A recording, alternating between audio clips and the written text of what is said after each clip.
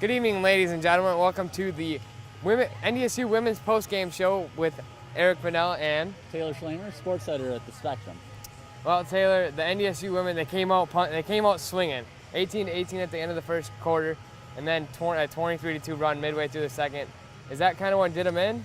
It is exactly what did them in. They had the chance to take this game and control it, and they lost in the second quarter. They went 7 minutes in that time. They hit one field goal, and that was pretty much it for them.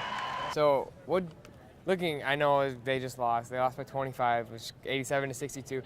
What positives can NDSU take away from this, being such a young team, playing with a competitive, experienced team like SDSU? Exactly that. It is that they are so young. They started 5 sophomores today.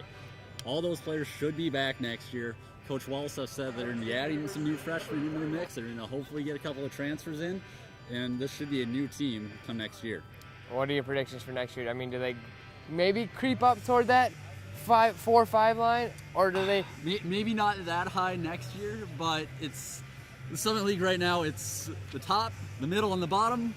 Right now, NDSU's at the bottom. Hopefully, they can get middle and maybe a 500 year and maybe a 6th seed and play on Sunday. The lone bright side for that NDSU team is Riley Jacobson, 19 points, 12 rebounds. Talk about a little bit about her performance and what she brought to the table today. She had a great game today. She was just a force down low. SDSU had some trouble containing her. NDSU had some trouble getting her the ball at times, turning the ball over 17 times during the game, and a lot of those were just lobs up into the lane. If NDSU can clean that up, they have a chance next year with Riley Jacobson to make a run at the Summit. I mean, I was just watching the first quarter, preparing to ask Modern Wall stuff. They only had 4 turnovers through like the first, I think, 15, 16 minutes of play, and then 11 in the second half. The floodgates open. Like, they got to cut down on that. The rebounds, they got to work on those.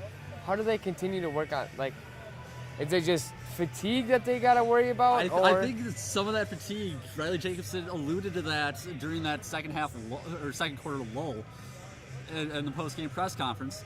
And they've done this multiple times over the season where they'll play a team close in the first half, and then in the second half it goes away. They came into today minus 98 point differential in the second half.